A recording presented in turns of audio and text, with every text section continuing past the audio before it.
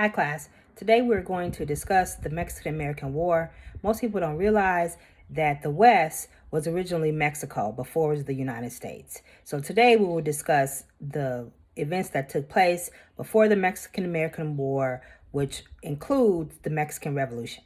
Thank you. This is a map of Mexico before the war. As you can see, all the territories by California, all of that area is considered to be Mexico. And when you think about what was happening during this time period, there were a number of really important facts that I want to bring to light when we think about what was happening with Mexico. By 1763, Spain gets Louisiana from France. And of course, by 1776, all the territories that were the original 13 colonies officially become the United States, because that's right after the American Revolution. And that's when the United States completely gets their independence from Great Britain. By 1783, the revolution is completely over and the United States becomes an independent nation. And by 1790, Spain stops building missions in Texas because France is no longer a threat. Missions were part of what was happening on the East Coast. Missions were part of also what happened with, how Native Americans were really colonized. They were put into missions. If you go to Texas now, missions, there are a number of missions that are still there that give reference to what was happening during that time period. By the 1800s, Spain gave Louisiana back to Spain. And then by 1803, Thomas Jefferson bought Louisiana from the French for $15 million. And so when you think about just what was happening, the borders were changing. The whole timeline of what was happening in the world was also part of what was happening in how what the territory that we consider the United States was changing and becoming a territory that was up for dispute. By 1810, the Mexican people are fighting for their independence from Spain, and that's the whole Mexican Revolution. A number of you may have heard of Frida Kahlo and a number of the revolutionaries that were trying to get their independence from Spain. That was that time period. And then, of course, by 1821, Mexico officially wins its independence from Spain, and the territory that we know of as the West becomes Mexico. So as we think about what this changing timeline meant, what we see is that, again, by 1821, Mexico has its independence. What was happening in the United States is that a number of Anglos were migrating to what was Mexico at that time. That is the North American territories. And by 1829, Mexico outlaws slavery in those territories. Now, again, we're leading up to what was happening, how we were also leading up to the time period before the Civil War, but this territory is in dispute. And this is part of just what was happening with how the borders were changing, how the territories were becoming defined, and also what was happening in the period of the country that is Mexico at that time. By 1833, Santa Anna takes over. By 1836, Texas becomes independent. That's important because Texas, if you've ever wondered why people say don't mess with Texas, it's part of this whole way because Texas was an independent territory that was not part of the United States during that time period. Then the Mexican-American War was between 1846 and 1848, and it was a true conflict. Okay, it was politically motivated, and Mexico was really unprepared.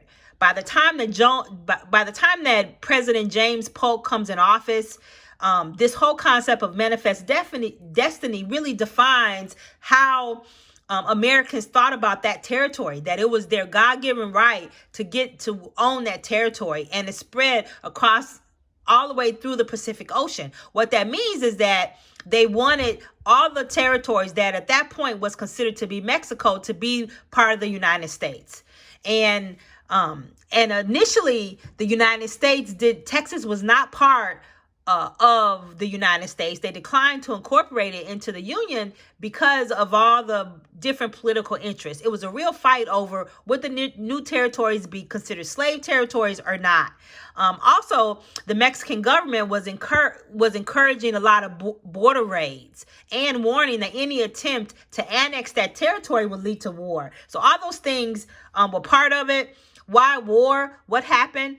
Well, the most important reason was because the United States annexed Texas, and the Americans' desire for California and other Mexican territories were part of why they wanted to go to war.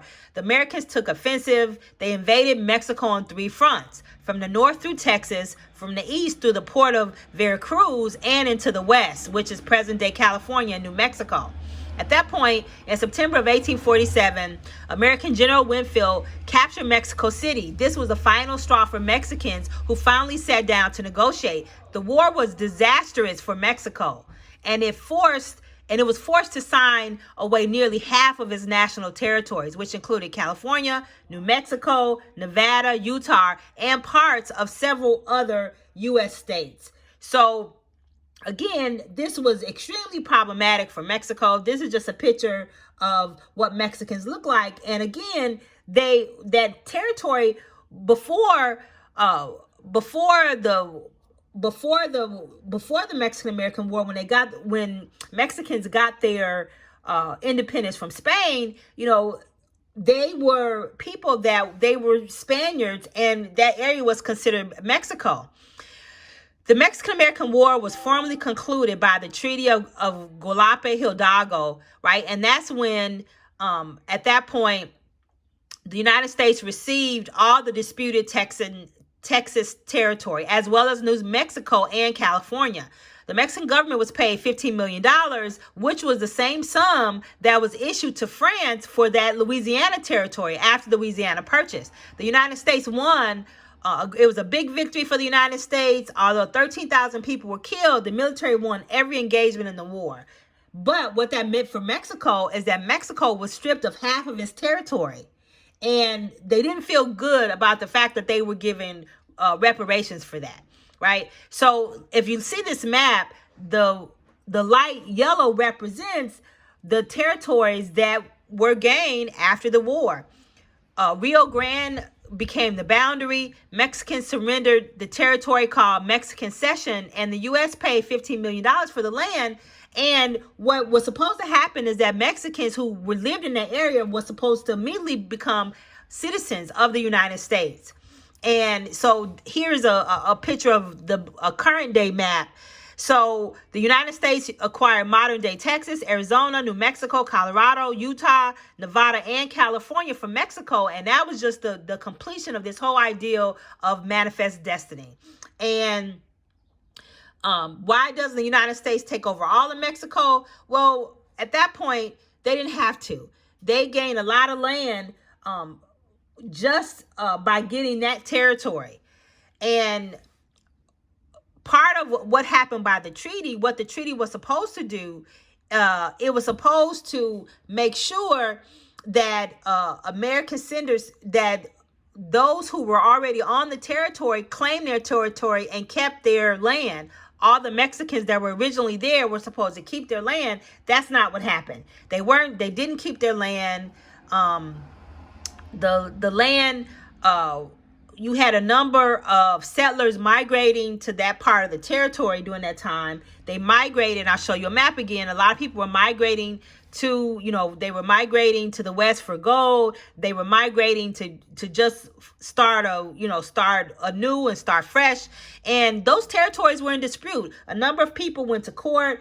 You saw a number of Mexicans going to court to keep their territory. And the problem is that the territories that they were going to court, but they didn't actually have proof that they owned the land. And so a number of Mexicans who owned all that land in the West, they lost their land. And it was a loss to Mexican Americans. What the treaty was supposed to do was supposed to guarantee the property rights of Mexicans prior to the war.